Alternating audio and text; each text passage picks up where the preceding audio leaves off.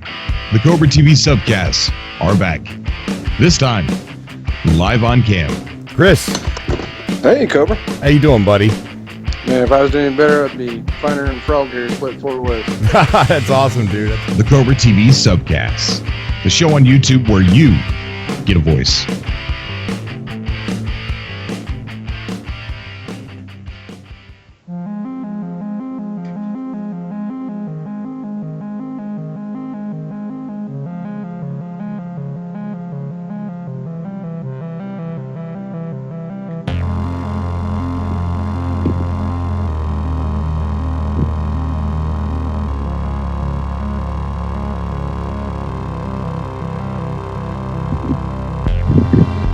Hey, Sean, how you doing? Thank you for coming out to the show. Drakish? Thanks for coming out to the show. Sorry if I butchered your name. And I'm sorry you're sick, man. I hope you feel better soon.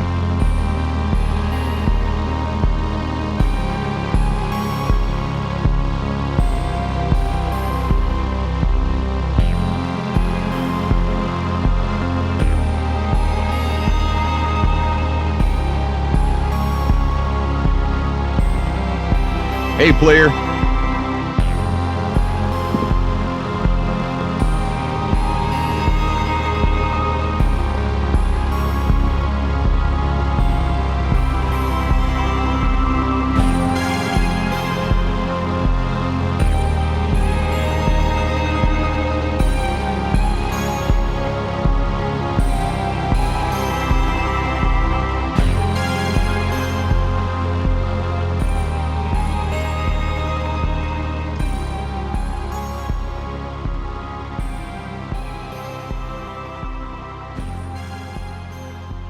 Guido Kane, thanks for coming out, buddy. Sean, thanks for coming out to the show.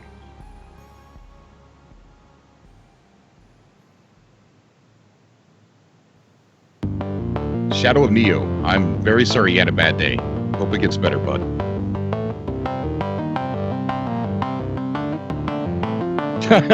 Ozzy Fly says, get off my lawn. Oh, yeah, that's from the Revenge of the Survivor, the episode 1. Sneaker, what is going on? Well, we kind of have a couple topics for tonight. Nothing earth-shattering, just some interesting No Man's Sky talk. If you want to come on and talk about another game as well, you're more than happy to.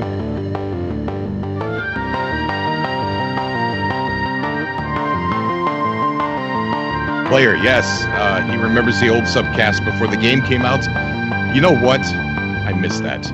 I miss us waiting for the game. I really do.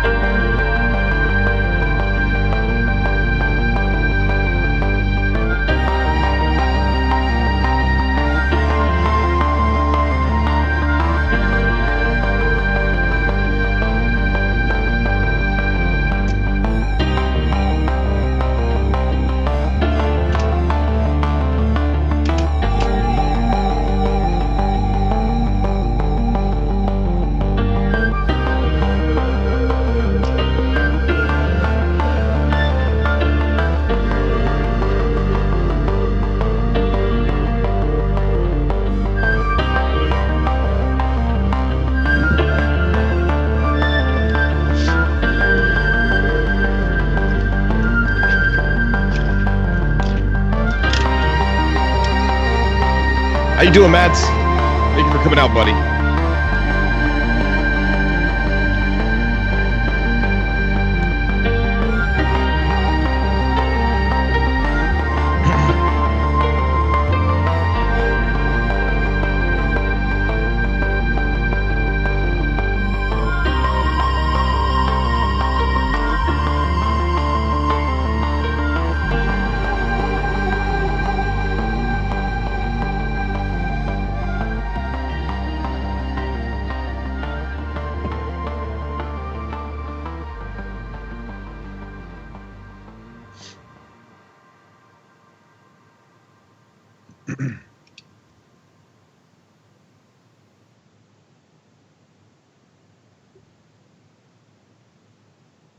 Thank you guys for coming back to CobraTV for a subcast, the live subcast. And we got a cool show for you tonight. We got No Man's Sky Guru returning to the show, and we've got Sean returning to the show to talk a little bit about something that he's discovered in No Man's Sky. The topics are going to be off the rails tonight, so whatever you want, call in, add me on Skype. The information is down below, so call me on Skype. We'll get you right on. And you can bring up another game if you like. The subcasts aren't just about No Man's Sky, but they tend to be. It's fun, too, and I like it that way. And I also like it when it goes off into left field as well, with some other games, some other topics. And when you get on the show, what I like to do is I like to keep everybody on the show for the duration, so we can usually take about, 8 people. So it's whoever messaged, and I'll take them in a row as people message on Skype. But it's LPOLI 1622 on Skype. Like I said, it's down below in the description. I think we had something interesting happen earlier, and I'm going to talk about that on the call with me, co-host, Iceman Third ID. You there, buddy?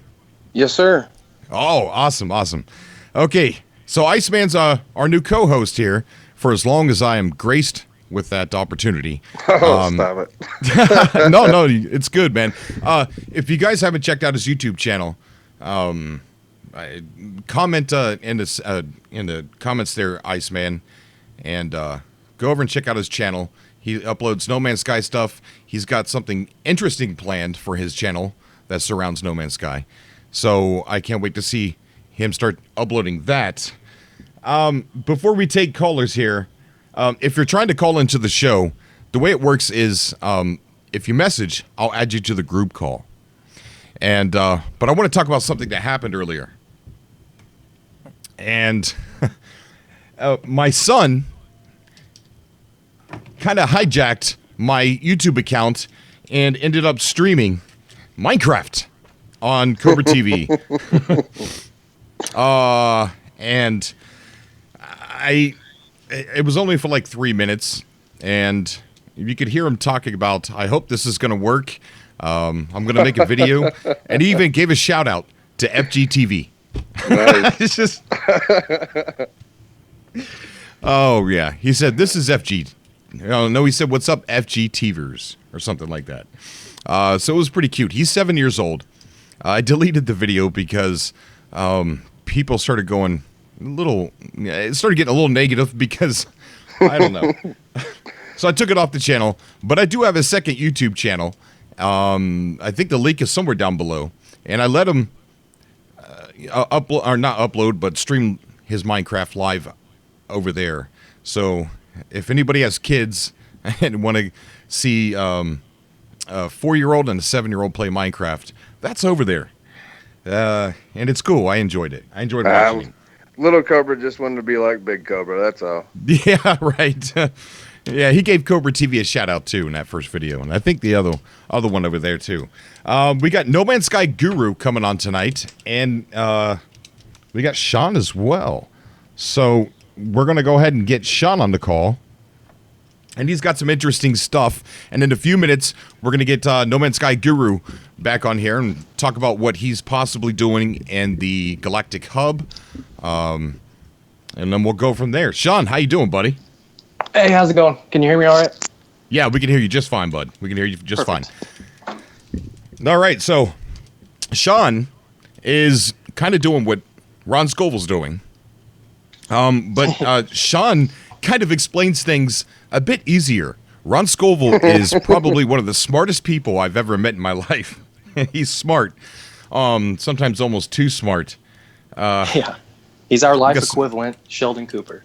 Yeah, that's right. Yeah.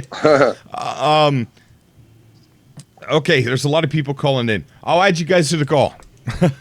Okay. So Sean has been finding... I got notifications going off all over the place. I'm going to turn this off. Go ahead and start talking about what you found in No Man's Sky, Sean. It's well, it's a little bit here and there, but the main thing is the monoliths. You know, the things that we can interact with, and the fact that some interact with each other a little differently. We haven't narrowed it down yet, but the monoliths resetting is kind of the biggest deal. You know, why do they reset? System-wide. Right. You know, in accordance to whatever a sequence that you put them in. Some will reset and some won't. And the resets are kind of like almost like a bomb, essentially, because some resets will reset up to 3 monoliths in any language done within like a minute radius of those monoliths. Okay. So you essentially were telling me that based on the designs on some of these buildings, that there is an order in which you activate these monoliths. And if you do it in the wrong order, that the monoliths reset and you have to reactivate them all over again. Yes. Yeah. Now that to me sounds like a pattern. Yeah. That, you know, that's definitely something to be interested in, and it kind of would pique your ears up and be like, wait a minute, there's something to this. Yeah. It almost sounds like tumblers on a lock. Yeah, exactly. And that's the hard part. And it's something that I like to refer back to, you know, what Sean said, that no single person can solve this puzzle, and he's right, because the amount of data that needs to be collected to unlock it is immense, because you're thinking all the different types of buildings that are in the game times 3 with the races. It's just a lot of data, but the monoliths they're the only thing that we can interact with that are of any comparison, you know, to the portals themselves. And to me, go ahead. You said that the monoliths interact with one another. Yeah, it's still like we have a group of us guys that have each of us kind of does our own thing with the different monoliths. I've found that certain, like for instance, you know, the monoliths come with titles, like what is it? Like fragment and ruins and memories and ashes and all that. Right. I've found that some of them will only reset certain ones. Like for instance, let me look at my notes here. Like ashes. Ashes likes to reset just about anything. Ashes will reset legacies. It'll reset landmarks. But like I said, like it's tough to narrow down if it's the title itself that's resetting them, or if the shape that the monolith is, you know, with the title, you know, affects that shape that was reset as well. It's a lot of data. You sent me some pictures, and we're going to go ahead and take a look at them on the stream here. And I want you're not going to be able to look at them at the same time as everybody else, but kind of just generally explain what we could possibly be looking at here. Sadly, I'm on Skype on my phone, so I don't even see the stream at all. And if I go over to the stream, it will close Skype. But the images that I sent you, actually a buddy of mine found those, and guy's a genius, because those symbols are, some of them I believe are some of the logos for the factions, like some that you will only find on ships. I believe like one of those tabs is the ones that you'll, if you identify any of those that you've seen on a ship, you will only see those images on a ship. And then a couple of the other tabs are the different shapes, you know, rectangles and whatnot. Right. And those every one of the, like, you'll see, don't get confused with the letterings. Like you'll see some that'll say A, B, C, D. That's just what it was in the files. All of those were pulled from data mining.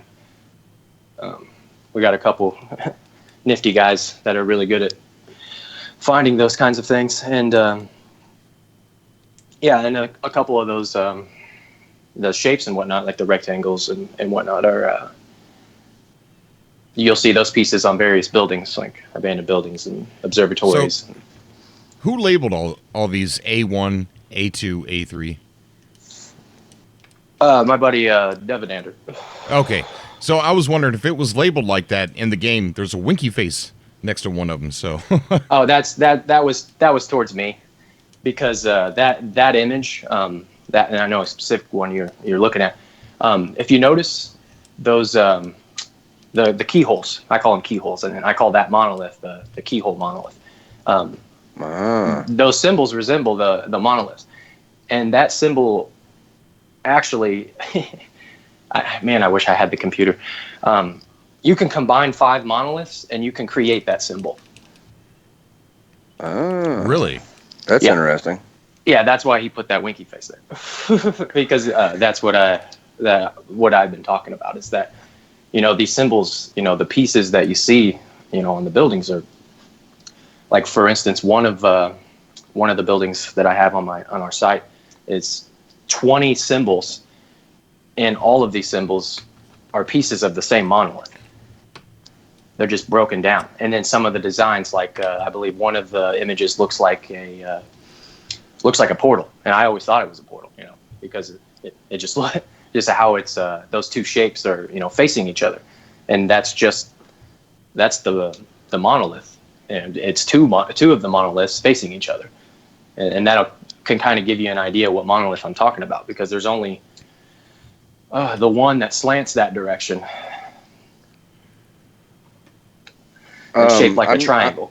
I'm glad we've got you here, and I'm glad we were looking at these pictures, because this reminds me of something that I took a picture of in the game that I wanted to ask someone exactly like you about. Mm-hmm. Inside of every freighter, there's cargo. And on that cargo, there are symbols on the cargo. Uh-huh. There is a barcode on one of the pieces of cargo. Has anybody deciphered what that barcode stands for? The barcode. You talking about the QR code? Yeah, are you talking about the QR code? I don't know. It's like you would see in a grocery store or on a bag of chips or something that you would buy. It's a barcode that's stamped onto. No, you know what it is? It's a shielding plate that barcode is on. Oh wait, no, I know what you're talking about. It's essentially the thing that someone would scan at a grocery store when they're ringing up your groceries. Right. Yeah, that. Oh, no. Look, we got No Man's Sky Guru on the call. How you doing, buddy? Oh, not too bad. Hey, Actually, Guru. I just want to pop on to ask Iceman what he thought about the Big Bud DLC for Farming Simulator. I have not had a chance to play it. I've been working for the last 2 days, and I've seen that people have done videos on it. But on the days that I work, I have no time to do anything else, and I wish I could play it. Yeah.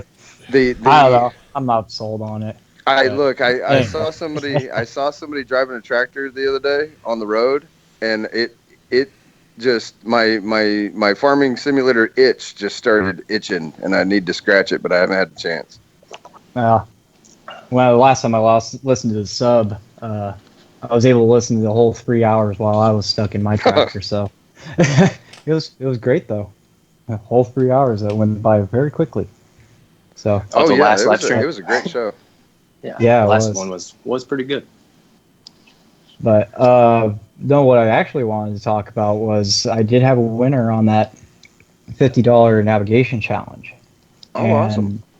It was Devoid666 from Reddit, and I actually asked him if he wanted to come on and talk or whatnot, and during like one of my broadcasts, but he was kind of shy, so he actually sent me a statement, and I'm actually going to read it because this is actually pretty amazing. So I started at the Galactic Hub. I made my way to a black hole where it took 8 attempts to get close enough. The black hole shot me out at 86 jumps away, and from there, I made 15 warp cells at a time. And I stopped to check coordinates every 5 jumps. It took a bit more than 86 jumps, too, due to a couple of navigational issues and the fact that I overshot it on the last few jumps. Overall, though, once I got there, it was the most fulfilling journey I have ever experienced in No Man's Sky. Making it to the hub was something special, but this was far more challenging, so the sense of accomplishment was much greater. I'm very glad I decided to participate, and I'm also very much appreciate the opportunity. I am 21 with Wilson's disease, and it caused all sorts of deficiency issues. The reason I'm bringing this up goes back to what drove me to make the journey.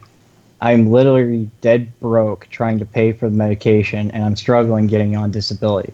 I can't work, so my PS4 plays a huge role in keeping my mind busy, so I don't go absolutely mad. With all of the expenses I deal with, buying new games or having PlayStation Plus is a luxury I can no longer afford. So when I saw your challenge, I knew I had to try.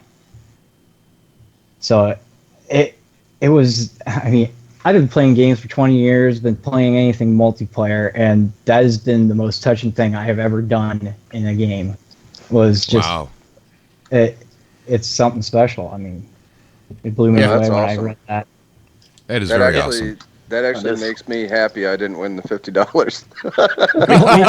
Me right. too, honestly. It could be any other joke, but I mean, that guy it was well deserved. Yeah, no, he deserves that $50. Oh, yeah, I agree. It was amazing. So, and that's another thing awesome. I'm going to only be on a little bit quick, but I was kind of wanting to talk about the... Hello? Me still? Oh, we got Rudy on a call. How you doing, buddy? Hey, what's up, Cobra? How's it going, Hey, bro? it's going good, bud. It's going good. It's a pleasure to have you on the show tonight. Man, I've been waiting to get on your show, man. I've been waiting. I've been waiting for you to come on, man. What's going on, man? I know we're talking about No Man's Sky, and I'll be honest with you, it's been a while that I haven't picked up the game. I mean, yeah, it's changed quite a bit. Yeah, I mean, I played like maybe 300 hours, but you know how it is. So yeah, so exactly. What's going on? And that's the biggest. I kind of want to talk about that for a minute. A lot of people, when you pick up a game, especially a AAA game, you play it for the 30-hour campaign. Then it's done. You trade it in, or you keep it, put it in your library, and wait for DLC, or you trade it in later on for the next one or something. So No Man's Sky really wasn't meant to be played forever. I mean, right. There's no what I think is bad about No Man's Sky. Not really bad, but bad for some people is that there's no end game. It doesn't. Yeah, exactly. There's no closure. Exactly. You just wind up getting bored. And I mean, I wouldn't say bored, but it just seems a bit too repetitive. But at the same time, it's something about it that makes me keep wanting to coming back. I don't know. There's no other game quite like it. Yeah, you're right. There's a game that I used to play a long time ago, and it's not even a game. If I can remember the name of it, Exoterra, I think. And what it was a replication of the Earth, and there was no cities or anything, like just wildlife and land and stuff like that. And you could just travel around it. You can go out into space, not really far, but go back down to the planet. And I had so much fun just cruising around Earth, going through the forests, going down into the oceans, watching the sunset, so the sunrise, things like that. And it was so much fun to me. Yeah, it was before No Man's Sky was released. So that's kind of like what I enjoy. And maybe that's the reason why I like No Man's Sky so much, because No Man's Sky offers what Exoterra did, but there's gamey mechanics inside No Man's Sky, which created, turn it into a game. Right. But you're right. There's No Man's Sky is more like an experience rather than a game. It is. It's like I come back to it, and it just so, honestly, my favorite part of the game is the barren planets. I mean, it's just something about it. I don't know what it is. I can't explain it, but it's just something about it. It just feels so surreal. It just feels. I don't know. It just feels how it should be. I don't know. It's just so hard to explain it. And it's just something about walking, looking up, and seeing that planet in the distance, and just knowing the fact that you could just fly there. It's just something awe-inspiring. It's upsetting you can't put a base on those planets. Yes, Exactly. it is very It upsetting. drives Exactly, me. It drives exactly. me crazy. Exactly. I'm like, why can't you do this? Like, why Yeah. can't you do this? Yeah. Some But people like the you know what? seclusion and the A quick silence. question. A quick question. I know you can't do a base, but can you build your hovercraft thing there and use your hovercraft in the barren planets? Yes. Oh yeah. Without a Yeah. doubt. I use warp farms. I mean, you can get every single ingredient to create warp cells on a barren planet. Oh, so you Because could do games that. have carbon, Yes. and you can farm sentinels for zinc too. So I just sit there and I could farm out 20 warp cells in about an hour Man, and just by running the roamer around. another thing that really kind of put me down was the big freighters. I wish I didn't really want to pilot it, but I wish you could just like fly like 10 systems. Like I don't know, you don't need any warp seals. You could just fly like 100,000 light years without using any warp seals or something. I don't know. I just wish they implemented a lot of features that I hoped for. I don't know. Oh, it's coming. Oh yeah, there's a Yeah, I lot of think it's speculation coming. out there about stuff. Third person perspective, all of that. What about you, Cobra? Do you still play No Man's Sky? I sure do. Revenge of the Survivor. That is Revenge of the Survivor. A lot of people that are subscribed to me, they haven't seen it. But it's what I do with No Man's Sky. And what it is, it's me playing survival mode. But it's not just, it's not a Let's Play. It's not a tutorial. Please don't ever use Revenge of the Survivor as a tutorial. It's, because, okay, it's a comedic adventure of a lost explorer trying to survive, and he's only surviving by blind luck.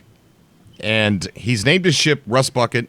He's communicating with his ship, almost like how Tom Hanks did in Castaway with the soccer ball, Wilson. Wilson. Yeah, yeah. And it's edited to where it feels like you're watching a movie rather than a Let's Play. The earlier episodes weren't like that. It kind of morphed into that as the series went on. But we're on episode 16.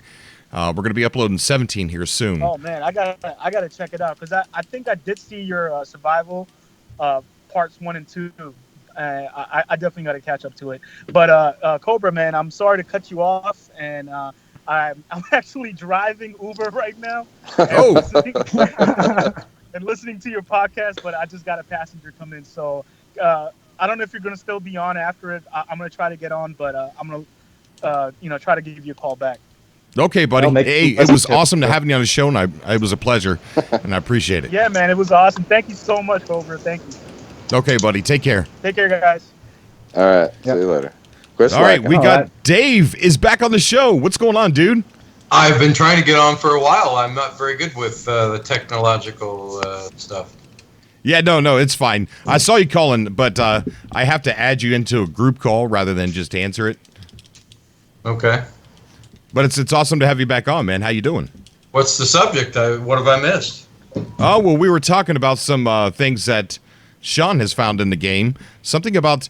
we don't know if this is about the portals or about what...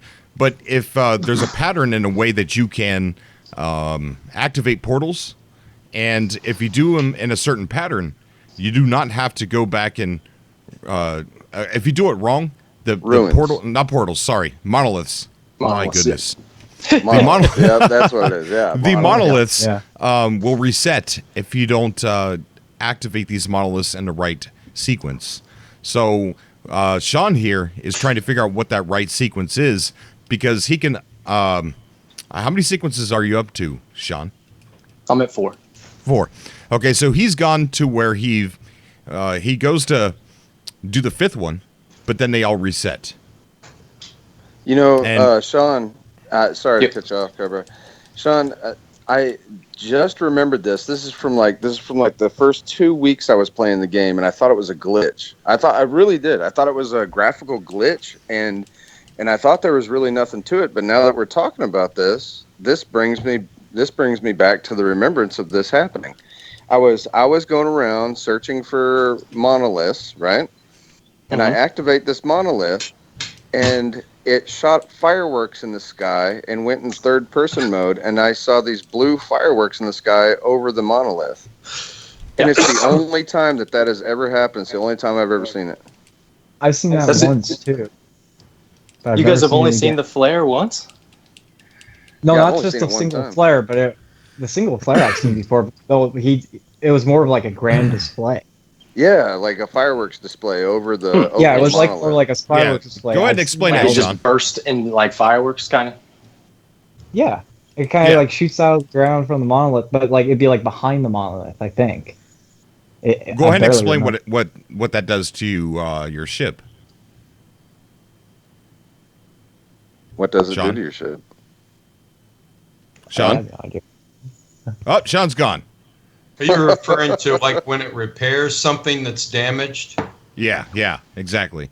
Is that There what it he is. does? Okay, sorry. I don't know what happened. All of a sudden, I couldn't hear anybody. Go and explain to people what that blue light does for people when you see it going. Oh, it's that's just the blue flare is just signaling that you have activated that monolith. It can trigger up to 3 minutes and 15 seconds in walk distance, and it can trigger as high as the upper atmosphere when you're flying. About as high as you can go before it takes you into space. And that's just essentially telling you that it's still active. And if you like, and this is I posted something on Reddit about this, about activating monoliths and knowing when you have activated it correctly, because sometimes activating a monolith means doing the opposite. You'll find this with the Geks. The Gek race is like the first spawn. You know, they want you to do crazy things, and if you do the opposite, you'll get the blue flare. And if you do what they want you to do, you won't get the blue flare, and it'll actually tell you like you have appeased an evil entity or an evil spirit or something. Okay. Now, the way that when I say that I'm on sequence 4, I've been kind of waiting to say anything about it because I'm stuck on 4 because the 5th sequence involves a symbol that I can't wrap my head around geometrically with the monolith shapes, because the symbols essentially tell you what monoliths they want you to activate for that sequence according to the shapes. And the symbol that's for the 5th sequence, I with the monoliths I have on the system, I can't figure it out. It's driving me crazy. But the sequence is like the first one, a couple triangles, making 2 arrows. Right. So you look at the monoliths that you have in the system and think, you know, which ones could I fit together to make this symbol? And from those, it was one of the triangle monoliths that I had, and I activated those. And if you notice on the activation panel for monoliths, on a successful activation, you'll get the flare, and it'll actually shift 180 degrees, Right. and point to the other planet. What that's telling you is that you need to go to the other planet, to another planet to activate the monolith. If you activate the same monoliths, like if I were to activate a triangle monolith on the first planet and then stay there and activate another monolith of that type to try and make this symbol, it'll reset. It'll reset the other monolith that I had activated just previously. So do you use waypoint? Do you build waypoints at these monoliths so that you can fly back and just in case it resets, you can fly back and then do it over again? Yes. I use up to, you know, all 23 of them that they give us. And I say 23 I say 23 because it's 5 beacons, 5 XO bays of each type, gives you 20, and then you can use the vehicles themselves as waypoints as well, but you can only, those are trickier because you can only see those from the ground. Comm stations are unreliable because for some reason there's a glitch going around right now where your own comm station will become invisible to you, but other players can see it. So that's Or they not disappear entirely. Yeah, or they just vanish. Yeah, so I think that's just, I honestly believe they don't have a gigantic server, and anytime they just do away with stuff, like if a comm station's been there long enough, or, you know, people had the issue with things they've discovered the names reverted back and stuff like that. It's sad because this game could be so much more if they had more money. Oh, look, we got Sneaker on the call. Hey, what's up, buddy? Hello. I didn't even know you were sitting there. Hello.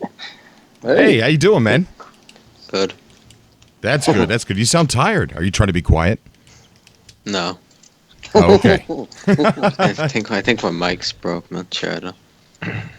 Oh, that's not good. He's very low key. Dave Matthews.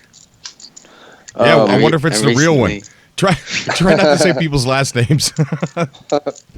I recently made 'em- figured out a fun game to play in No Man's Sky. It's called Follow the NPCs. It's where like you find a group of NPC ships and follow them around, and you actually find some really interesting stuff if you follow them. What's the Like, most interesting thing that you found? I found one like fleet of ships that went into the sky, went into a space battle, and then they all died. So this is a game of don't follow the NPCs? Is that what this is? Yeah, I lost a lot of stuff then. Our hub actually just recently. How you doing, started the Biggie? Thank you for game, coming out to the well, chat. I'm sorry. Go ahead. We recently. Oh, that's okay. We recently did a game where we all got together, 4 of us in our hub, and went to a single planet and tried to see who can scan the creatures the quickest and Oh, see that's fun. which ones would actually stick on the discoveries. And it was kind of cool because the guy with Big McDonald's, Martin, or who's on Boyd on our amino, he was the one who found the most creatures in his name. But our other one of our other members, Niblet, was able to get all the creatures at the same time first, which we also found out you can take if somebody has done a 100% planet, you can actually claim that as the 100% for your milestone. It doesn't matter if you scan the creatures there or not, as long as it's a fully done planet, you can claim it for the milestone. Nice. Oh, wow. All you have So, to do is land on it. Yeah, I was Yeah, watching land on that the- video, Nomad Sky Guru, where you guys were, all 4 of you were streaming at the same time in the same space station, and you had a timer, Yep. and you started the timer, and what you guys were doing was going to the same exact planet and trying to scan, discover, and upload that discovery as fast as you could to see who could get the most. And I tell Yep. you what, multiplayer, no multiplayer, that was multiplayer. That was You guys- multiplayer, and what we're Yeah, trying to do in our cats. hub is bring these out. Yeah. Yeah, mean, that's amazing. we're- I put your video in We're my trying to playlist. do another one coming up this weekend. Really? Yeah, we're going to be doing I think, Sentinel challenge of some sort, but we haven't figured out the details yet, so it'll be pretty interesting when we come out with the next video. But we're trying to do more and more of these game-type events where more interactions with comm balls and finding a certain NPC or a certain ship. And Right. we're trying to bring multiplayer in to show, hey, you can do these right now. We don't have to wait for Hello Games to implement it. Yeah, exactly. That's cool. I mean, you're That's not really saying neat. that No Man's Sky has multiplayer. You're just creating a way to play with other people, and yeah, I Exactly. think that's amazing. And we have that all organized through our Amino Hub, and I'm going to be off the call here in a little bit, so I'm going to post in a link to our Amino Hub in Oh, case please anybody do. wants to come out. We're located at the Pilgrim Star, so we've taken over the area, and we've got big plans for the area. We've been documenting everything throughout our Amino app, and it's been a riot watching it all form. So Yeah. I love to see people stop by. But anyway, thank you guys so much for letting me come on, and I'll see you guys all later. Okay, man. Take care. It's been a pleasure talking to you again. Yeah, no problem. I'll see you. All right. Bye, No Man's Sky Guru. All right. So we got, let's see. I think the first time multiplayer was in No Man's Sky, wasn't it? When those 4 people met at that place with the 10 portals near the center. What was it? I think it was Serious Gamer. Yeah, it was Lifer, serious. Yeah, oh yeah. yeah. Uh-huh. I think that was, I would say that was the first time multiplayer was kind of used in No Man's Sky. When they worked you're exactly together. right. I tell you what, man.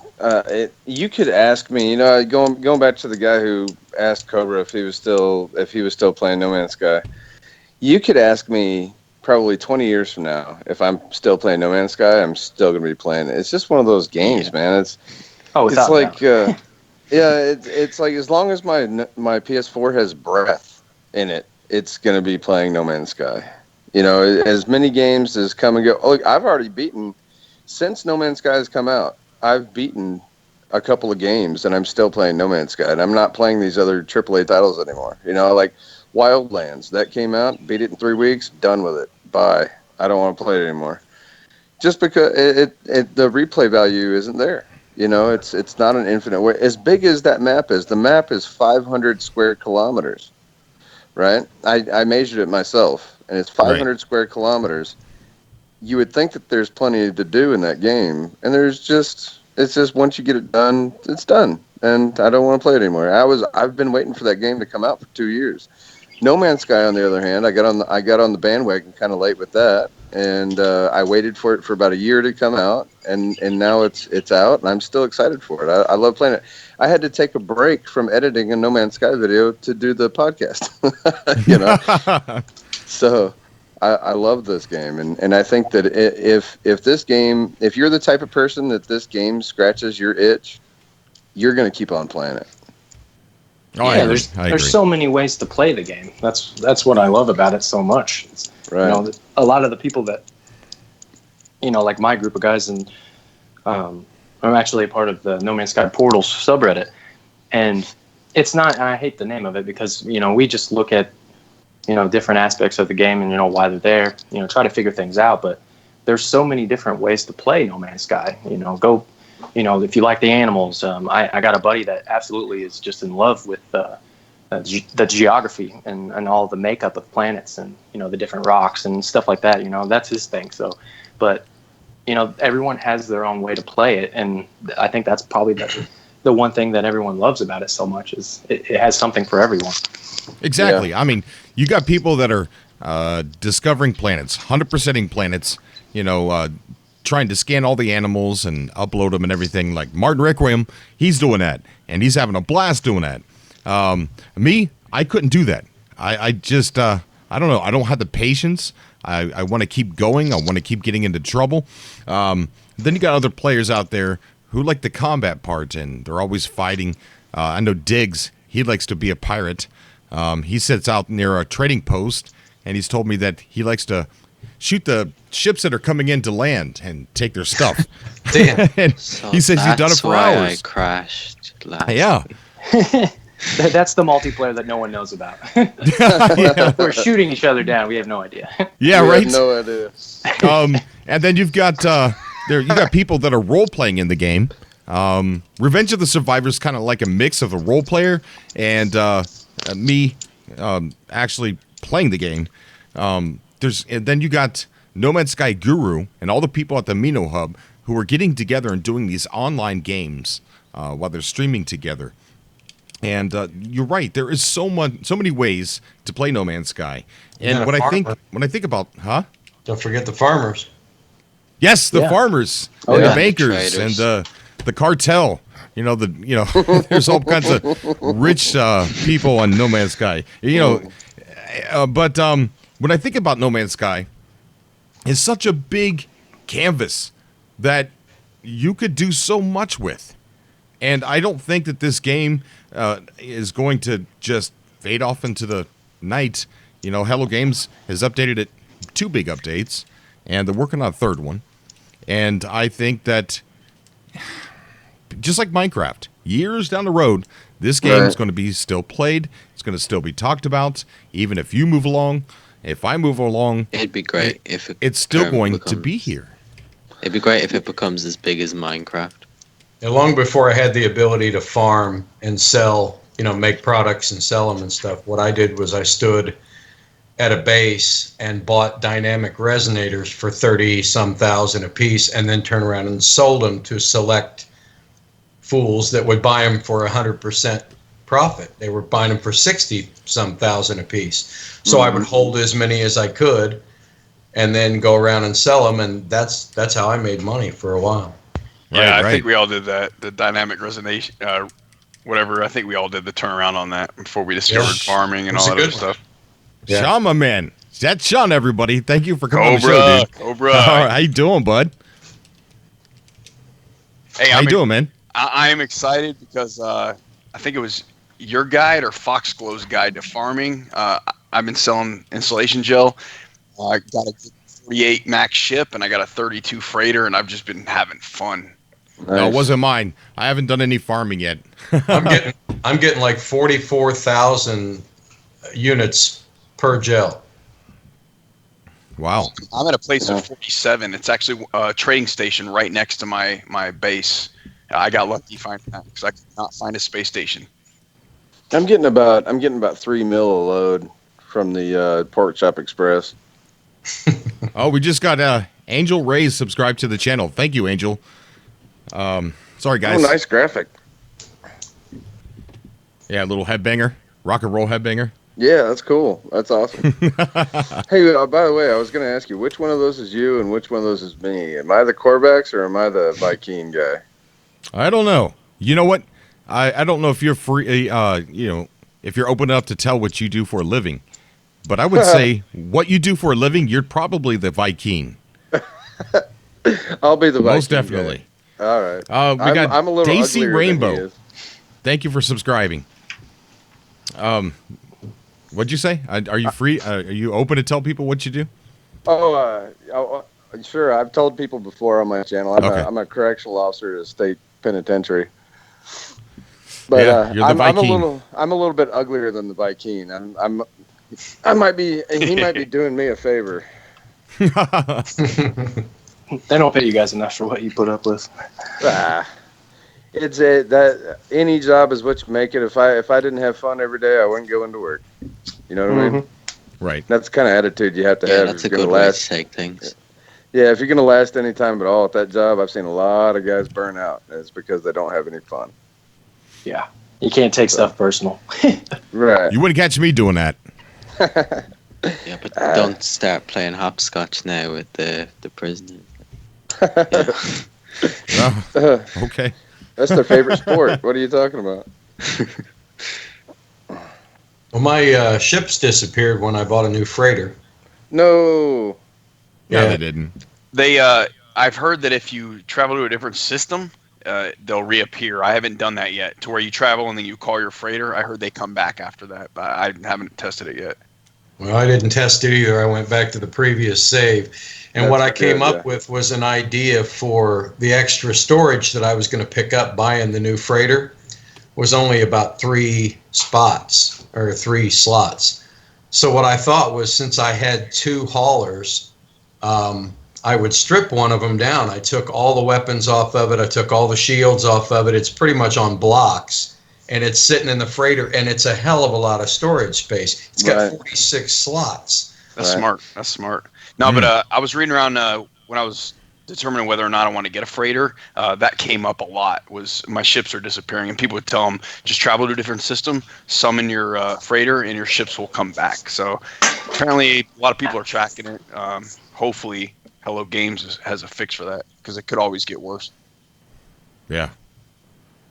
Yeah, I use the 2 haulers in my freighter as storage containers. That's all they do. I've got one hauler on my storage. I've got one hauler on my freighter, and I use it for hauling, but it's also stripped. It's on blocks, pretty much, but 3 mil load. You can't beat that. As long as you don't get attacked by pirates, you're good. Yeah, I think I've beat that. I think I've picked up more than 3 mil in one load to a base. I'm not sure exactly what it was, but I was just loading 5 per slot in the ship, and I hardly had anything in there. And then plus what I could carry on me, and I was getting 44,000 a piece. But what I was getting 2,000 spodonium and 2,000 tamarium in my safes at the base, and then standing there for 15 minutes just making the things and loading the ship. And when I flew back to a previous system, they were giving me 4 or 5% over market. So it was pretty sweet. Oh, that's nice. That's good. Yeah. So I'm saving up, hoping that this update, when it happens, I'm going to have enough money to buy whatever's new to buy. Yeah, exactly. Then This is a golden age for trading. Does anybody It here is, have yeah. a 48 slot chip? Yep, I'm rocking one right now. It's a Class A. I got lucky. I haven't found an S for it yet, but yeah. Nice, nice. My biggest one is it's a B class, and it's 46 slots. Everything else is smaller. My biggest one is 36 slots, and that's my hauler. Or no, it's 38 slots. Yeah. Well, this one I got lucky. When I was looking for a base, I ran, what is that, the beacon, I think, that you can find your habitable bases or something like that. I can't remember what it is. But it was right next to a one of those trading posts. Mm-hmm. And I would frequent that a lot because I was selling the lubrication gel earlier until I found out about insulation gel. And this ship popped in the first time. And when you're selling lubrication gel off Mordite, you're only making $1 million a haul, or $1 million, $2 million, something like that. And this thing was $99 million.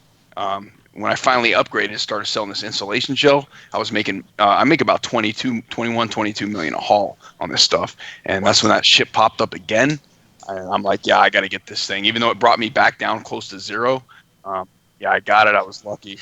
Nice. That's good. Oh, Sirius is in the chat. Sirius X or Gamer X shouting, "Reject the Atlas." I've seen them streams. Yeah, he's pretty funny. I love Sirius. Oh my god. When he was streaming back in the day, I haven't had time to really go and watch a whole lot of YouTube videos, but I usually make myself late watching Sirius Gamer go, "Okay, guys, we're gonna break the secrets in the game now." Oh, it was amazing stuff, man. I love that guy so much. Yeah, as soon as they open up, everything's going to change. All right, so if anybody is watching now and wants to come on the show, please message me on Skype. The information is down below in the description, and we'll get you right on the show. And all you need is a donate of $10. No! You do not need to pay. Hey, let me throw this question out to everybody.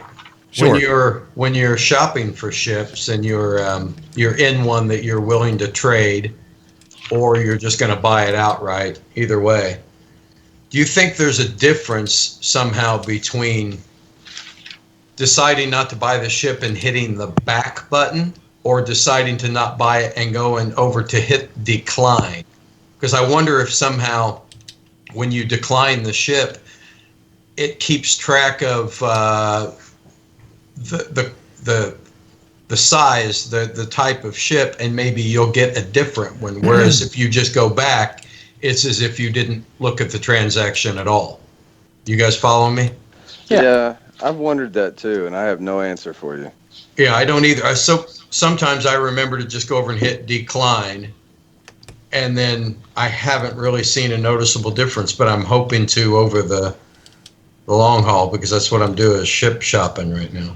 Do you when you shop for your ships, are you guys shopping for your ships on red trade lines? On what? The red trade lines? Because if you're looking for the most unique, or those S classes, you get higher chances if you go to the trade depots that are connected with the red lines. Really? The red line? What's the I red? didn't even know that. I haven't seen any red lines. So all I see is one. All right, well, all right, red line? You could see this anywhere.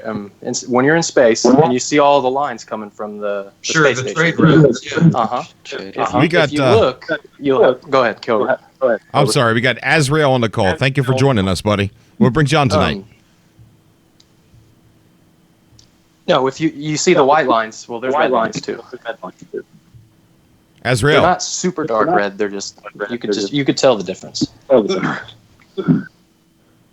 Azrael. That's interesting.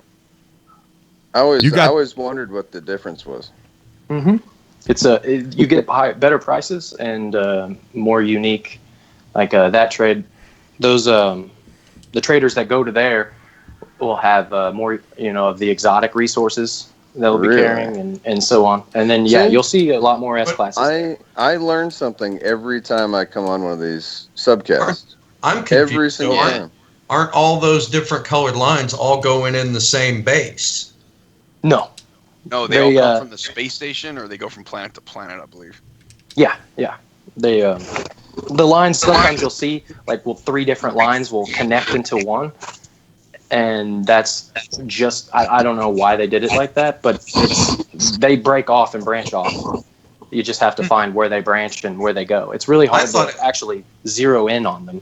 I thought when I was out in the galactic map and you got the different colored stars, I always went for the red ones or the blue ones, thinking that those systems are going to have better ships. But I guess not. Well, I mean, they probably will, but like I said, those trade lines, they're in any system, any color star. Yeah. You'll see them. I've never noticed the color difference. I'm red and green colorblind though, so. Oh, well, see, Yeah, my buddy's I'm like that. colorblind too, so I can't even tell you if I got my good ship, red line, a green line, or whatever line. All right, we got a caller on here, Azrael. Are you there, buddy? Azrael, are you there? Technical issues. Can you hear me? Hey. Yeah. Wow, yeah. You're a little loud, bud. Sorry about that. No, it's okay, buddy, man. Thank you for coming on the show. It's a pleasure to have you on. What brings you on today? Just watching the YouTube. Actually, I'm gonna get off real quick. I just wanted to ask like one question. That was it. Sure, go ahead, man. Right now I'm playing it casually because what I believe right now is we're just really playing the beta with everything just that gets added all the time. Yes. It's difficult to play the game knowing that if something major changes, you probably have to start all over to get the full effect of it. No. Yeah. Well, So- I can honestly, no. kind of see that. I think I disagree. I have a vanilla save that I'm actually playing on right now. It's not my first save, mind you, because I'm on PC and everything was screwed up. Long story short, but I am on a vanilla save, and I haven't had any problems with the transition going to Pathfinder and then Foundation. No, I don't mean problems. Don't get me wrong. I think it will transition. What I'm saying is, like, right now, for instance, finding a crashed ship now has changed drastically from the way it was at the beginning.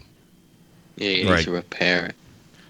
You know what I mean? You used to be able to find a transmission station and then find a crashed ship. Yeah. Right. Now that's changed because I haven't seen the transmission station, or you can't even really find them anymore. Oh yeah, you could just any system you go into. If you hit scan a few times, you'll get like a manufacturing facility, and you hit scan again, and you'll get a transmission tower, and you hit scan again, and then you can just fly to that planet and land at that place. Yeah, I understand that, but it used to be different the way you found them before. You used to be able to, I believe there was Two up, two down. It was one of those beacons you would find. Mm-hmm. Right. And you would usually find it that way. So, Dave, I think what he's trying to say is that the game has changed, and that's just one example. And I think he wants to play the final version. He wants to head into that seriously. Yeah, because exactly because everything I know about the game now is different. You know what I mean? Or what I played at the beginning is different. I think that's tough because the game is going to be improving for years. So you might want to wait like 3, 4, 5 years and then start playing because it's going to constantly be changing. I think that from starting from the beginning, from day one, and staying with it like I have, just chipping away, I've benefited a lot. When those new updates come, I've had plenty of money. I've had my base. I've had, a good operation going straight away. Yeah, instead of having so much to gain each time there's an update, the only thing I have to gain is what they've added in the update. I'm good on everything else. And sometimes I don't even need what they've added. I've already got something as good or better. Okay. No, Azrael, I get what you're saying, man. Sorry. Go ahead. I understand where you're coming from because I go through that with a lot of games where, I'll hop on, I'll have fun, and then I'll get off and play something else. But the base game for No Man's Sky has not changed. What has changed is ease of use, like your ability to upgrade your multi-tool and your ships quickly, like you could in vanilla game. I think they identified that not as a bug, but more, I don't want to call it an exploit either, but I think they identified that it was just making it too easy. and that's why they got rid of it. But you can still hop in right now, enjoy your vanilla experience. It's just, you got to work harder for your ships. You got to get that money instead of finding that 2 up, 2 down slot ship. And the nanites now, they added the new currency in there, so it's like getting your upgrades a little different. Man, I haven't use used those nanites yet, and I'm rolling in cash, and I got Well, the best ships I can get. I don't use nanites; they're not necessary. I'm doing both at the same time. I have my the game save from normal mode that I've had since the game came out, and then I just started after the Pathfinder. I just started a new survival game, and so now I'm playing it all the way through with the changed mechanics from start to finish through my survival game, and then my normal mode I still have everything that I've earned from the beginning of the game. So I'm kind of feeling what Azrael's going through with my survival game, and I know what you're talking about with having everything and feeling that enjoyment. That's why I kind of split up the games like that, so that I could kind of see what the difference is, in the playthrough, and I could kind of compare the two. And I might make a video about that at some point, but that's why I have it that way. Yeah, definitely. No, I'm not trying to sell them short. There are changes, but it's not something to where you can't come back a month later and be like, okay. Right. I think the changes actually make the playthrough a little bit more enjoyable, to tell you the truth. Because it was like I picked up right where I left off, but there's so much more to do instead of what I did in vanilla. Right. So, Azrael, long story short, I'd pick up the game if I were you and start playing through it again. If anything changes, you can always start another game on survival or start another game on creative and a lot of test people, things out from the beginning. Yeah, a lot of people have actually messaged me saying all the time, and even in the chat, I've seen it tonight, where somebody just said tonight that they restart the game every time that there's an update because they want to start all over and experience all this stuff. And I don't know. I was going to restart with the Pathfinder update, but I decided not to. I don't know why. I just I rolled with it. Oh, because that's a lot of work. That's why. Yeah, that's a lot of work. That's a lot of work. I did my profile since they released the game. I did restart in the Foundation update, but that was just so I could play survival. Yeah, myself too. I did the same thing. I think I like survival the best. Survival, in my opinion, is the best. I mean, I don't know why. I think, you know what? Survival slows the game down for you. You know, I only play survival now. Certain things you just can't pass up and just explore. Or, you can't just warp here and warp there and warp. You have to think about and plan out your every move. Otherwise, you're going to fail. Right. And that's what my new project is actually exists in survival mode. And what my new project is I'm telling a narrative story using No Man's Sky as the theater and the props to tell the story, right? So but it's all in survival mode, and it's like you said, it slows the game down, right. And telling a story in that is a little bit more. It provides a little bit more if you ever watched the first Alien, you know that scene where they're all sitting around the table and they're having an argument. Right. Well, a lot of that tension was real in that room because there wasn't a whole lot scripted for that scene, and a lot of it was just ad lib. And so with that survival mode, it kind of does the same thing where the game itself, the set and the props add all the tension that the scene needs. And then all you have to do is put acting on top of that, and it creates a story that's emergent in that. And I'm very pleased with it so far. Survival is a great tool for that. Yeah, it sure is. Yeah, I'm making my own kind of No Man's Sky role play thing at the moment. I think that's where No Man's Sky is gonna shine. Once people figure out that you can role play No Man's Sky like you can Minecraft or like you can Roblox or you can like a host of other games that people love to play, I think that's an emergent game genre. Also, is games that you can role play in and kind of make your own story. And because it's a little bit more creative. You know, the younger kids these days, like my kids, they love playing Minecraft. They love playing Roblox because they can use that creative part of their mind. It's not just a checklist of, you know, I hate to bring it back to this, but I got a buddy of mine that loves to play AAA titles, and a lot of AAA titles are just checklists of things that you go through for the accomplishments. You know, they're accomplishment-seeking type people that want to mark off that checklist because at the end of the day, I've got more stuff checked off that list than you do, so that means I'm better than you. You know, whereas No Man's... I'm sorry. Go ahead. I had to cut you off. Oh, whereas with any of these games that I'm talking about, it's you use that creative side of your mind to have fun. Yes, you know? And it's easy. It's not hard to role play. Sometimes you do it on accident. Photo mode as well. It's great, especially on in survival. You know, when I was stuck on a planet with no plutonium, you know, I wasn't role playing. It was I was really in distress. Okay, right, and I was pretty upset, and I couldn't get off of the planet. It was hilarious. And I was in danger of exactly. I was in danger of my whole survival save being ruined, and I'm sitting there thinking, well, how am I explaining to my subscribers that I have to start over my survival series? How am I going to do this?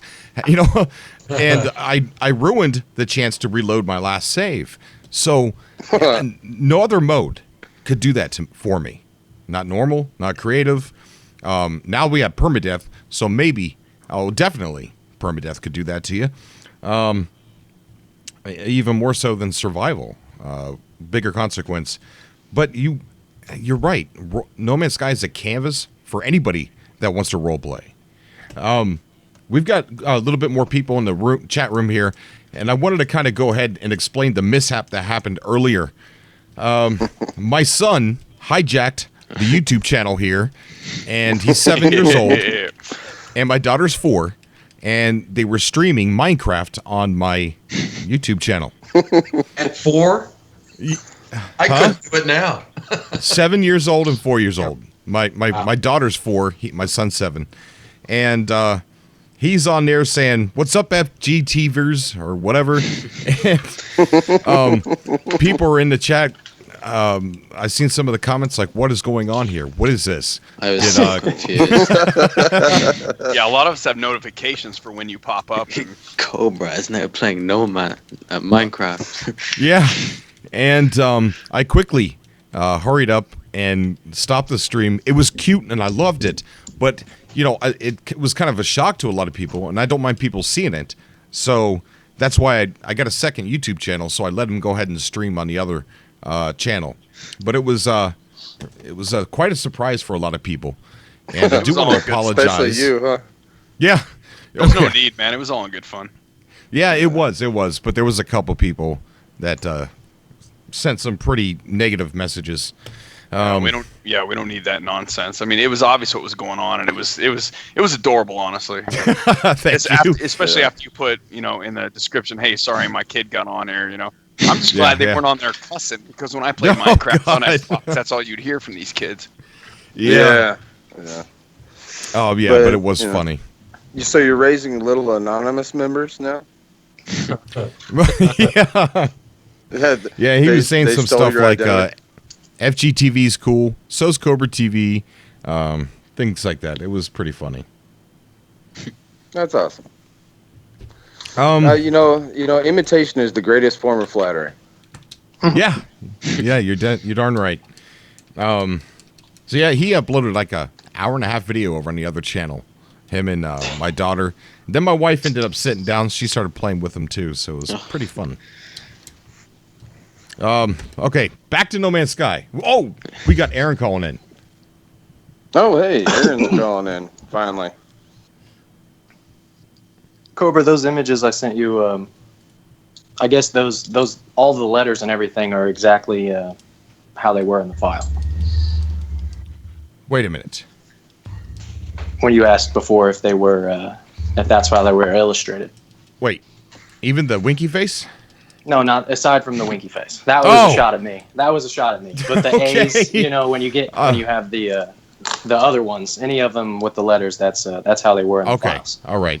Aaron, thanks for coming on the show, buddy. How are you doing? Yeah, pretty good. I had to come back from a graduation. Kind of okay. down. Yeah. Yeah, I was going to be here a little graduation. bit. No, not for me, but yeah, I was kind of like delayed for that reason. But I was listening for the past, I don't know, 10, 15 minutes, just kind of During your listening in. graduation? Huh? During the graduation? It was a good thing. It was a friend of mine graduated. That's anyway, good. You know, the last few days I've been trying to take your advice, Cobra, and get to the Galactic Hub. And so I've been scouring a planet for Theamin 9, trying to get enough fuel cells and stuff like that to get over there. And I think I've got about 100 of them so far, just gathered, doing some grinding. And I never really appreciated how much easier it was to get the Theamin 9 from the asteroids, you know. that was the last time Barren that I was planets, doing man. that. Yeah. And so I am, like I said, scouring this planet for that. So I'm going up on the hills and the mountains and the valleys, and I'm going this way and I'm going that way. I'm finding new locations, and I get, you know, it is enjoyable when you really have a reason to be out there just to mess around. And I just sort of peacefully explore a planet like that. And I started, you know, getting my land legs again, because I kind of laid it aside for a bit because, you know, I wanted to do something. I wanted to do something with the game, but I needed a goal, something a little bit more to get me motivated. So I'm getting everything together for the Galactic Hub business. Yeah. And how many warp cells do you have? About 100. That's so good. far. And I'm 400 jumps away from the Galactic Hub. So, Oof. yeah, That's and a lot it of took a jumps. while. Yeah. So, well, I'm at the center. I got my little moon circling a planet right at the center of the galaxy. You know, Oh my so goodness. I got a great view. But, you know, I've been playing a couple of games, not just, you know, I have No Man's Sky, and then I'll get a hankering for a story.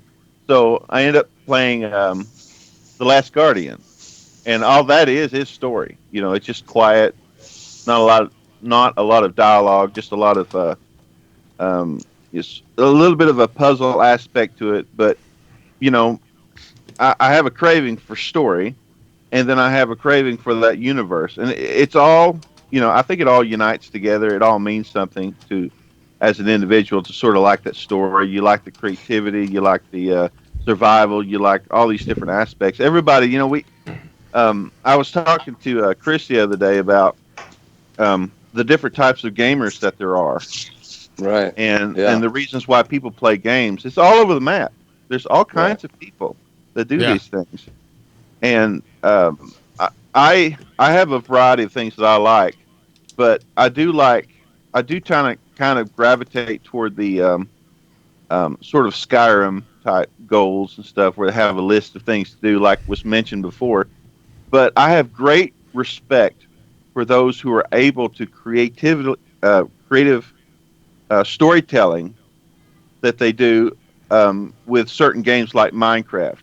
You know, like, I mean, to me, that was one of the biggest. That's what got me into watching streamers and stuff, was Minecraft, because there were these people who were so talented at telling stories. Yeah. And creating a life and a universe within that game that I was just enthralled. It just took me away. It brought me to another world, and that brought me to the realization of how cool some of these people can be if you just have the platform. Yeah. And I never really considered No Man's Sky as a platform for that until you Cobra began to create a persona within survival. And that was really cool. I never really thought of it in that way. And then Chris, he's trying to create a story, and I've seen other people like GM Gaming 21. I don't remember offhand what it's called. Anyway, that man's like a writer. He writes books and stuff, and he's trying to create a story. for it. He was anyway. But it's a fascinating thing. I really enjoy this type of environment, and so Speaking of which, Aaron, did you ever check out that game Gone Home I was talking about?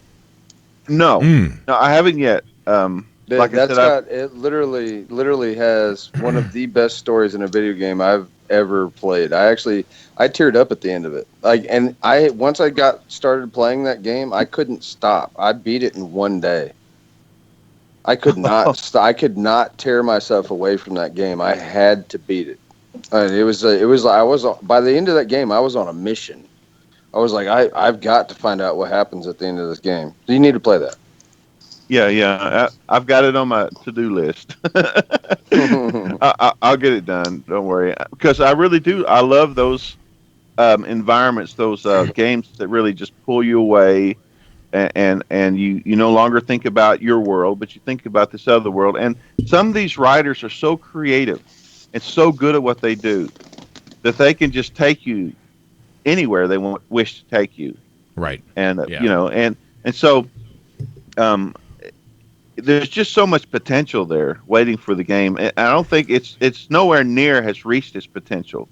And I believe that Sean Murray understands this concept. I just wish that they would move faster, Yeah. I wish the money would just pour in, or the talent would just come in. But, even with Minecraft, they have all the money in the world. They still take their time in developing. So I understand. I understand. Well, I don't like waiting. Anytime that you do something new like this, it's gonna take time, because a lot of the stuff that they're doing has not been done in the way that they're doing it. It's not necessarily about the for No Man's Sky, at least. It's not necessarily, and not everything's about the end product, right? A lot of it's about the journey. Right, a lot of it's about the journey in not only in playing the game, but also in the game creation, because like the way that they generate planets. In order to make a curved spherical planet that generates a actual physical model curved spherical planet, they had to get away from using the XYZ system, and they had to add in a whole nother entity into the XYZ system that's never been done in a game before. Now, if you know about anything about 3D modeling, the X, the Y, and the Z are the three dimensions in a 3D model. Well, they had to actually modify that, which has been the standard model of 3D modeling in video games or any AutoCAD or any programming for the last 40 years, just to make this game. I mean, that's how revolutionary this game is. So it's very frustrating that they don't come out with content faster, but I understand why. This game sucked me in from the beginning, and I'm not even a gamer. I think on my shelf there are 4 games. There's one I don't play anymore. There's one that's a friend of mine's. I have a racing game that I use with my steering wheel and pedals, and then I've got No Man's Sky.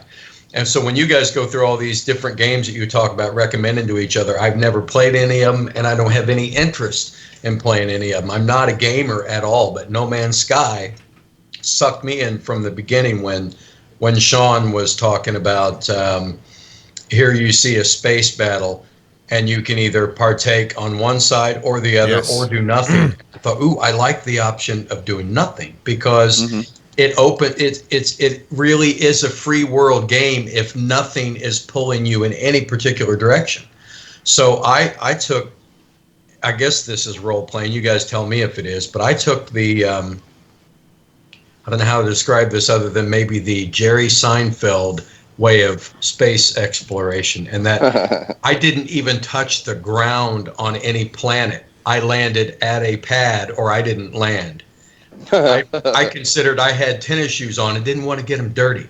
I didn't deal with any of the animals. I didn't do any of my own, except when I absolutely had to. I didn't do any of my own mining. I bought stuff that I needed. I landed from base to base, and if a planet had any animals, I didn't even get off the pad. So it was a way of kind of role playing a game, in that I don't really want to get too involved with it. There's just aspects of it that I can make my own. I can do the market part of it and buy and sell at a higher or lower and higher price. And I thought, well, this is kind of fun. And then, of course, as the game grew and I got my own base and started farming and added new elements to it. But the space battle part of it, I had almost no interest in. And the only time I fight is when I'm being attacked. And you can't get away. That's the only time I fight, too. Right. Well, I have done a few of the rescues of freighters, but I'm going to stop doing that because I end up shooting the wrong side, and now I've got everybody pissed at me. You made an interesting point, though. No Man's Sky is verging on on a simulator, a real simulator. I mean, it is a virtual world. It is an artistic world, but it is a massive universe. Sandbox. Basic. It's the biggest sandbox I've ever seen. It's huge.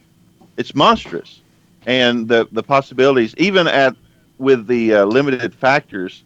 I mean, there's really not a lot in the game in a way, but yet there is an infinite amount of things in that game. So it is a simulation. It is a universe, something that a person can explore. It reminds me of those people. I forget who it is. You guys know those who are doing the like plant ecologists and stuff like that. Yeah. You know, where they go around. Yeah, the botanists. They go around and find these plants. And Martin. And they, yeah. And that right there is a good example of how people are using this game. And more than just a game, you know, as a simulation, exploring it as a construct, a type of reality. It's just a little bit more than a game. Right. There's. Oh, go ahead, Cobra. I wanted to kind of throw some topics out to you guys.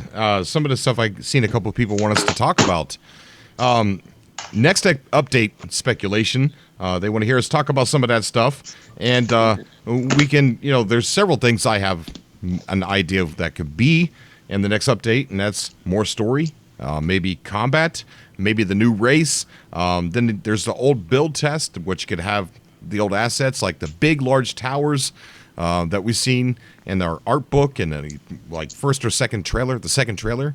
And then there's the topic about E3. Are we going to see anything about No Man's Sky at E3? And if we do, are we looking at possibly an Xbox announcement? A long time ago, when No Man's Sky first came out, it was announced as a timed exclusive PS4 game. And it wasn't an exclusive game. It was a timed exclusive back then. And then it was exclusive for...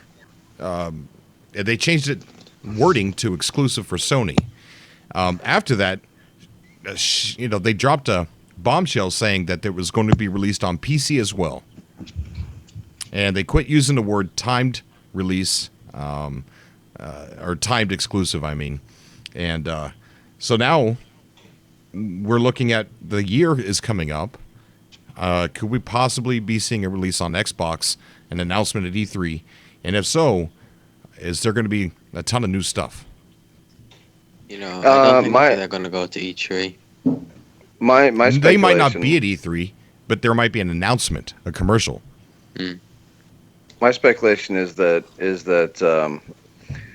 they're not going. Microsoft is not going to want No Man's Sky on their platform at the current price point, right? So when the price point drops, I think that that's going to be a signal to possible conversion over to Xbox. And it possibly could. I mean, they've already made what they're going to make off of it. Right. You know, they made a lot of money off of No Man's Sky, and they would be in a different universe of galaxies. It'd be the same universe, just a different server. Usolid is the same. There's like we've had this talk on Cobra's last video. You know, a lot of people are saying everything's, you know, progressively generated, or I'm sorry, you know, whatever. Yeah, thank you. Yeah, procedurally, I'm sorry. And everybody kind of interprets that as random. That's not true. There's a set rule base where I'm playing on PC and I can go to the same planet that Cobra's on on PlayStation 4, and it'll be the exact same. Proc gen doesn't mean random. It just means there's a rule set. You know what I mean? Exactly. I think Elucid will be the exact same for Xbox. Yeah, and I think so too. On what Cobra said, I pray it goes to Xbox because that'll get me a lot closer to you PlayStation 4 players. I play on PC. I play on PC, and there's no way they will allow PC to mold if it ever goes multiplayer with a console, because PC has so much availability for cheats. I don't cheat on PC because I want the experience, that the developers intended. But on Xbox, if it goes to that, I have a feeling if it goes multiplayer that we'll at least be able to be on the same servers or something like that, or we'll play. And then as far as the E3 speculation, they just had the GDC where No Man's Sky won an award. Yeah. And Sean Murray and the crew were out eating lunch while the award was being presented. And so they were there in spirit, but in body they were out eating lunch while their award was given to somebody else. And they finally showed up to get it, but if they're at E3, they'll probably be downtown at the Hard Rock Cafe or something. Yeah. Well, I'd be scared to be booed with some of these people. Yeah, they probably. Well, I don't think if No Man's Sky is going to have a place at E3, I don't think Sean Murray's going to be there. I don't think anybody from Hello Games would be there. I think it's just going to be an announcement. You know how sometimes they just show a bunch of trailers, but the devs aren't there to talk about the game. It's just a trailer. I think it'll be an advertisement on the Microsoft showroom or expo, whatever you call it. I think Kanye West is going to be at E3, and Sean Murray is going to stand him up again. Can I throw this in? I just had an idea about what would be a good idea for No Man's Sky. I mean, just throwing it out there. If they had like, what do you call landmarks, or how you have tourist attractions in every state, and people go there, and it might be a unique little asset that you can do, or like, I think like in Tennessee, a woman was showing me, they have the Ark or whatever, the Noah's Ark over there in Tennessee, and she was showing me this. And she said she was going to go down there. I mean, we're in Oklahoma. She's going to travel halfway across the United States to see the Ark in Tennessee, which is, a tourist attraction. And what they need, I would love for them to have like tourist attractions just scattered out throughout the universe of No Man's Sky, just assets like somebody built and put time into it, so that you would actually go down there and see. Make a long trip across just like what we're doing with the Galactic Hub, just scattered out, unique places that are special that you can go visit for whatever reason. The 8 wonders of the universe of No Man's Sky. Right. Yeah. And I would love. Cool. I love it. Hey, Aaron, I would take it one step farther than that, actually, and I would say, instead of doing something like that, maybe they should open the assets more to the gamers themselves to be able to create a little bit more, because a lot of the stuff we're doing right now is out of imagination, and it's with little resources, and it's still interesting. That's interesting. Now imagine if they had a tool set to actually create something. When you're trying to sell units, when you've got 1,000 of something and you want to sell 200, and you got to sit there and just hold the button and watch the number get smaller. They should have a little drop-down window like they do when you name stuff. They should have a drop-down window to put in the amount that you're selling. Right. Very simple fix. Mm-hmm. I definitely agree with that. Cobra, you good?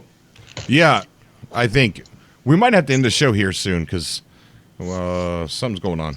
You got some technical issues? The internet keeps going down really bad. Not sure. I don't even know if we're streaming right now. Well, we're talking to each other.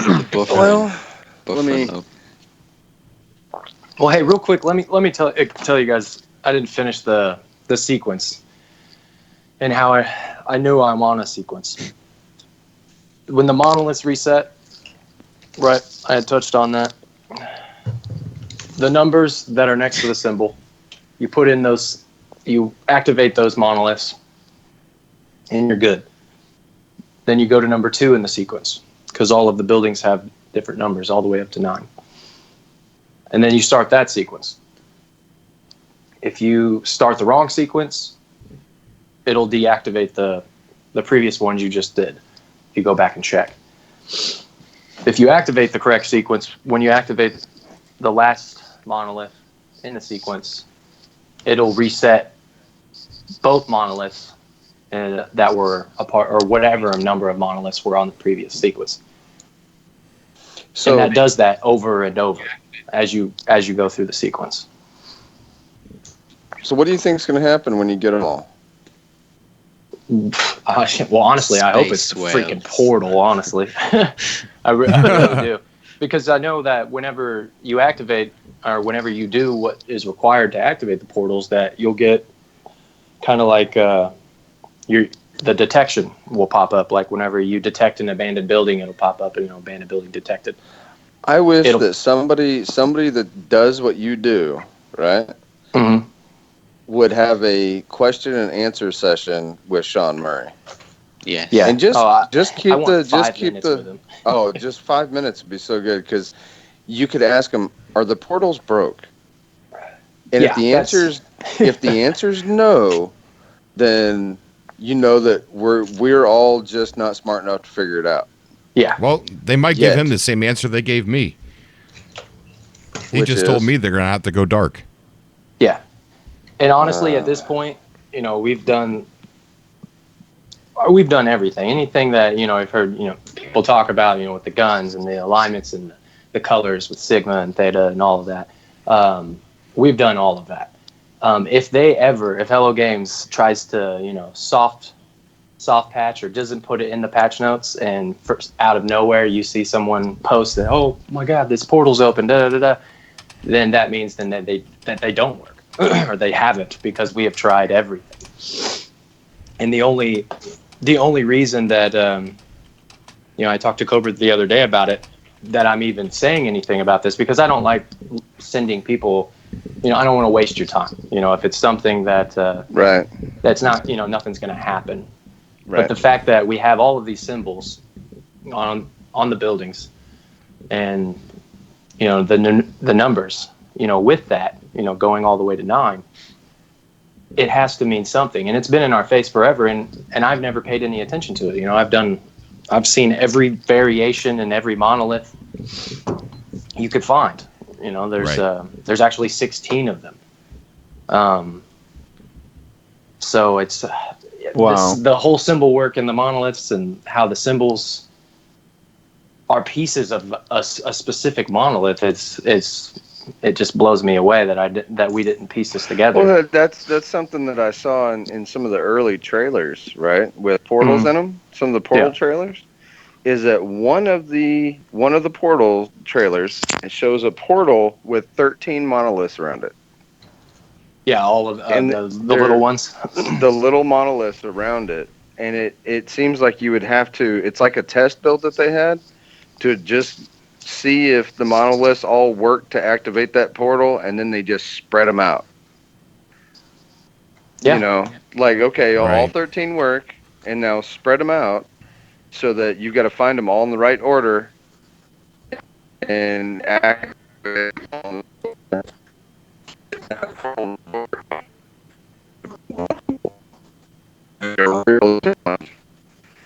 Where's the portal going to go once it all works? It's got to activate another portal, right? Like a twin portal or something? I don't know. See, all of that. I just wonder what's my draw to the portal. I mean, what's it going to do for me? Well, maybe there's some assets in those older trailers that we've never seen. It could take you to somewhere that's got creatures you haven't seen. Not necessarily, maybe not creatures you haven't seen, maybe creatures you haven't seen, but the E3 planet. Yeah, the E3 planet. It takes you to Bellari 5. Don't go through the portal. No. But some people did. Got all the Atlas stones together and got to create a sun that they have no idea where it even is. Right. Disappointment. I have a question that was kind of suggested there. Has anybody made it to the 255th galaxy yet, or anything like that? It's 256 actually. 256. Yeah. I thought the 256 slot was memory that they used for Remember that they used for indexing the rest of the galaxies. Maybe. I'm just going off the wiki page, I think. Yeah. Well, how 'Cause I far? know there's the algorithm can make 256, but I thought that they used the 256th slot to index the other 255. I think That's what so. I thought. I do know once you get to the end, it takes you right back to Elucid. Really? Yep, you loop back. Oh man. That's the last galaxy you loop back. It's I mean, I'm already there, so skip it. Well, you got to think of it like this too. That because I did the Atlas, I completed the Atlas too, and even after knowing what it was saying to me, I still did it just because it was an option to take. I want to make my own star, and then a traveler will wake up there. But what that is, and this is just my idea, that it's actually the next galaxy that you created. It's telling you created Hilbert. So when you get to the center and you wake up, that's the star you created. Like that, it's like a play on words kind of deal. Going to the center is, obviously it's not the correct thing. You don't want to do that. If you do, that's fine. You have 5 chances before it becomes completely random. And in those 5 chances, if you don't figure it out, how to escape the simulation, then that's it. And that's why I've always said that we haven't seen the ending of this game. Whether or not it's a part of it, whether portals play a role in it, who knows? But the main point is to escape the simulation. If anybody tells you they beat No Man's Sky, they're lying. Yeah, they're lying. Yeah, right. Matrix, the game. I'm really having some. I'm really pretty glad bad. I didn't get to the center first and find out that I got to go to a new galaxy, but I had to basically start over. I'm glad somebody found that out for me so that I don't have to bother losing that. Yeah, exactly. Right. True. We're having some pretty bad internet problems, so I think we're probably going to wrap things up here.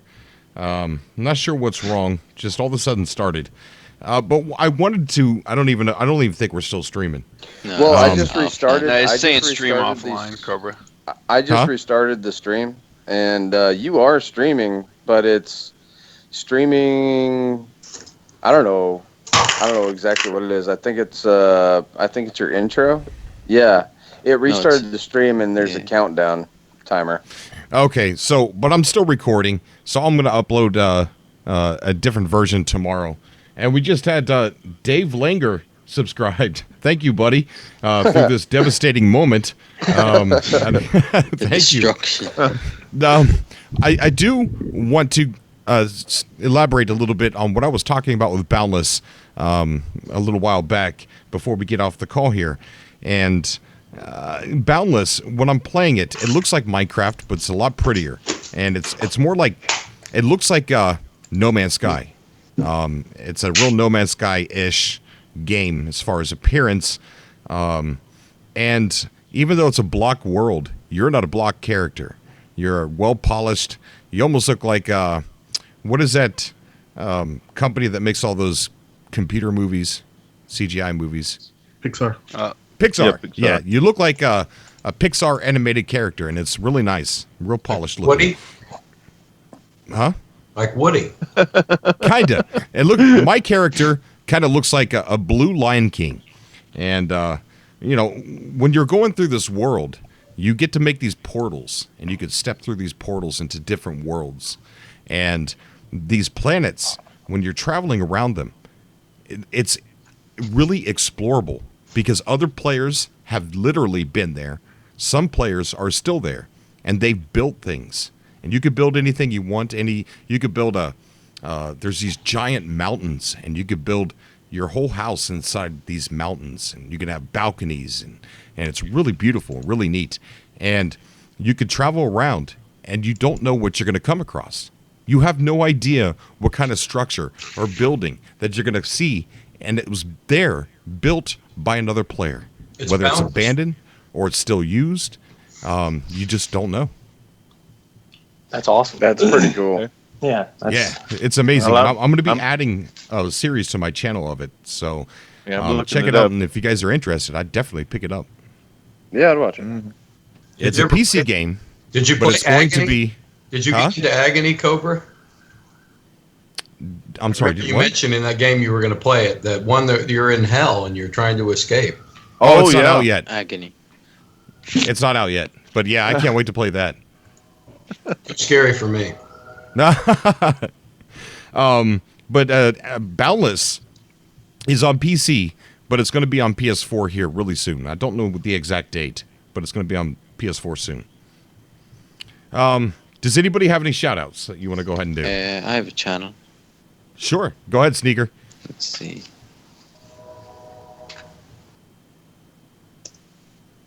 That's where I'll be uploading my No Man's Sky thing once I get it going. Awesome, dude. Awesome. What's the name of it? Shout it out so that way people can hear and search for it. Oh yeah, it's spelled a bit differently, but it's Daxter the Fluff 2. Okay. I posted it there in the chat. Awesome. Anybody else have any final words or anything you want to say? I was gonna say I'll tell you guys. I don't know when it's gonna happen, but I have friends that they love data mining, and there is in fact an Xbox file in the files. Are you serious? I'm dead serious. Did you just drop that? I did, and it was funny because when we all have been talking about it in the Discord, my Discord is open. You can join it through the No Man's Skies Portals subreddit, and I was surprised to see that I hadn't seen this post because when he showed it to us, or showed us his latest findings, that it wasn't. We waited about a week or so. It's been about a week now, and nothing popped up. Nothing on Reddit. Nothing, on YouTube. Nothing. I was like, wow, nobody said anything. That's pretty hilarious. But the stream's back on. Oh, is it? Uh-oh. Yeah, there's definitely a file that's in the game. It's named. Cobra, you know what the name of this episode's going to be, don't you? Broken Stream. Yeah, no, Broken Stream. It's gonna be Xbox file found in No Man's Sky files. That's what it's gonna be. All I know is Xbox and PlayStation 4 better be cross-compatible, and I don't care if it's just Discovery. I hope or something. so. Yeah. I hope guys, if you're returning to the stream, I'm sorry, I don't know what's going on, but I'm gonna re-upload this tomorrow. Back. Goodbye. And it's gonna be a cleaner upload, and it's gonna be the whole thing. I'm sorry. We've been talking as the stream stopped, so the show's been going on, so you'll get the whole show tomorrow. And Sean, I think it was Sean, just mentioned that there's an Xbox file hidden deep inside the No Man's Sky coding. So that's one. I don't know. It's a possibility, and I would think, Microsoft has already said that they were interested in No Man's Sky, even though they have the clause. Even though the clause is there that they won't have games go on their system if doesn't come out at the same time as PS4s. But they said they don't care about that. That they want it on their system. And I think the reason why they're being so, easygoing about it is because it's always been planned. It's one thing to hope for. I don't want to sit there and be like, I hope Xbox players never get to play this game. No, I want everybody to play it. So I really hope it's something that happens. From a business standpoint, it's genius. Yeah. Sure is. They're having a lot of issues with exclusives right now, so they shouldn't be turning down any games. Right. Yeah, very true. Does anybody else have any final things you want to say? Well, if you got a couple minutes, I'll tell you about a really weird glitch that I saw. I definitely do, bud. It didn't cause a crash in the game, but I was at a safe in my base and I was trying to take out a mineral. I think it's called uranium or something. And I was just trying to take 3 of those out and put them in my exosuit and then take them to my freighter and put them there. And I couldn't remove them. And I kept trying to, and I was making sure I wasn't pushing the wrong button. And I kept trying to remove them and they wouldn't do anything. And my suit wasn't full. It wasn't an issue like that. So I kind of was puzzled and found out that my life support on my exosuit was gone, not depleted. I mean, gone, as if I had pushed R3 and just eliminated it. Oh. It's gone. So I put it back. And then I went back to move that again, and it wouldn't move. And each time I tried, it knocked out my life support. And I had to reconstruct it back in the same spot in my suit. And then the really weird part is when I go to look at my ship's inventory, there are 3 life support systems set up in my ship, and you can't construct those in your ship. If you go in the world? If you go to create life support for your exosuit in your ship, it's not even an option, but there were 3 of them. And the game didn't crash. I got rid of them. I went ahead and finished what I was doing and went and saved the game, but I wrote down the notes. I thought you guys might be interested in hearing something that bizarre. Yeah. That's crazy. It's quite weird. It's still like that? No, I fixed it. I put the life support back where it was. It had a little empty spot there in my exosuit, so I just put it back, and it kept disappearing again. So I stopped trying to move that mineral, and then I found those. What mineral was it again? I think it's a little yellow rock, aronium or arlium or something. It's something I don't even know what it's for yet. I just every once in a while I find them, so I keep them in case something happens with an update and I need them, like a bunch of other stuff. But in my ship, at the bottom of all the empty spaces there in my ship, there were 3 right next to each other. Boom, boom, boom. Life support, life support, life support. Exosuit life supports. Interesting. Really weird. So after I saved the game and went back to the safe, I was able to very easily, as you should be able to, transfer from my safe to my exosuit with those minerals. So I fixed it, but it was just an odd glitch. Very weird. Wow. That is very weird. Interesting. I was going to say, if any of you guys had any questions about the whole monolith thing, because I didn't really go into too many details on it, feel free to message me or anything. I'd be happy to answer any questions and give you any kind of information that I have. I'm really also, everybody check out the No Man's Sky Portal subreddit as well. That's where Sean is and a lot of other smart people over there all trying to figure this out. And I fully support that Reddit group. Really do. Amazing people. Yeah, the Discord is in the information too that me and the guys, or the core group of guys, there's about 20 of us, I think, that are working on all separate things. Is there a YouTuber in the group?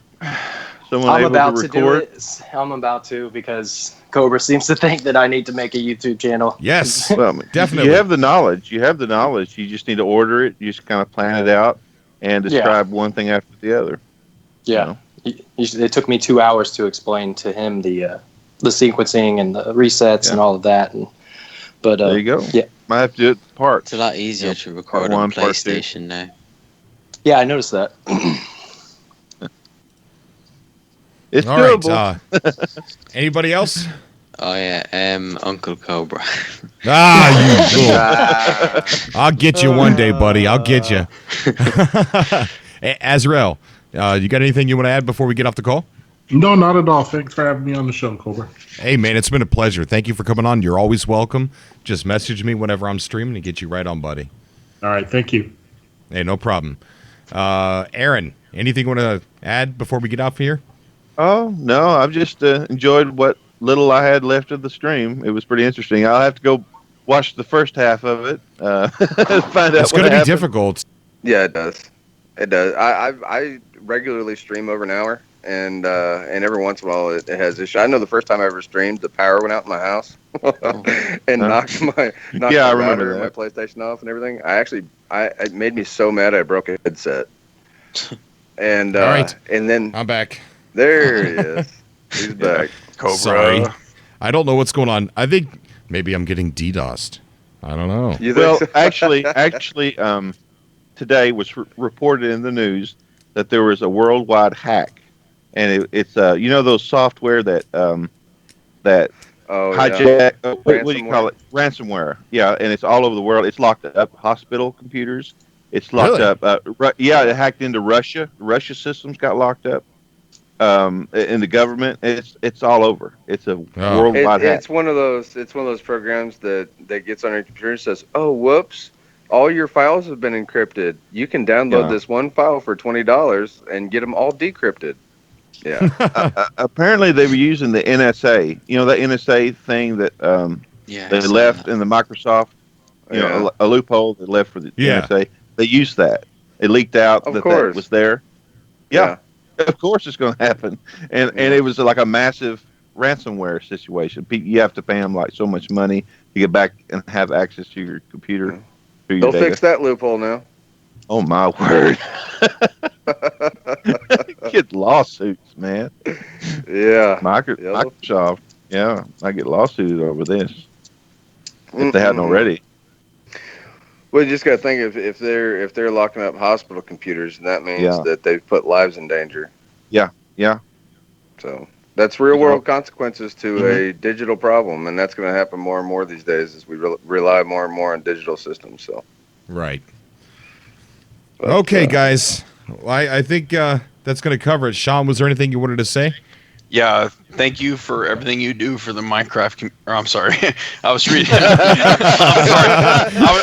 was reading this whole video. I was reading this video. I'm sorry, but thank you for the No Man's Sky community. Thank you for Iceman, Aaron, Snow, all you guys. Thank you for everything you do because you make this community so much greater. And thank you. Man, hey, it's a pleasure, dude. And thank you for being here all day. Thank you. And thank you for being here, Sean. You guys mean the world to me. And you guys are all welcome back on the show again next Friday. Still trying to work out the kinks to do it more than one day a week. But my job was kind of overbearing last week.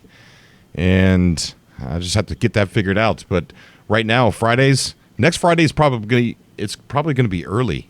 So I don't know how that's going to go over. It's going to be like 7 p.m. Eastern Standard Time because I have to go to work instead of being able to stay up late. But anyways, when's the next Minecraft stream? Hopefully not anytime soon on CobraTV. Even though it was cool, I just for some reason it pissed off a lot of people. I really upset them. And I don't get it. I really don't. There was no reason for that though. It was all good fun, and anybody's getting mad at that. I mean, you know this as well as anybody. But if you stand in front of 30,000 people and say I like chocolate, somebody's going to disagree with you. You know what? You're right. I mean? That's advice I should have heard a long time ago. Would have saved me a lot of arguments I did in public. But you're right. All right, guys. Everybody stay safe. Play the game you're playing. Play it with passion. Good night, everyone. And we're out of here. I'm losing internet again. Oh, man. Goodness gracious. All right, guys. Take care, Good night, man. everybody. Love you guys. Okay. See you later. All right, bye.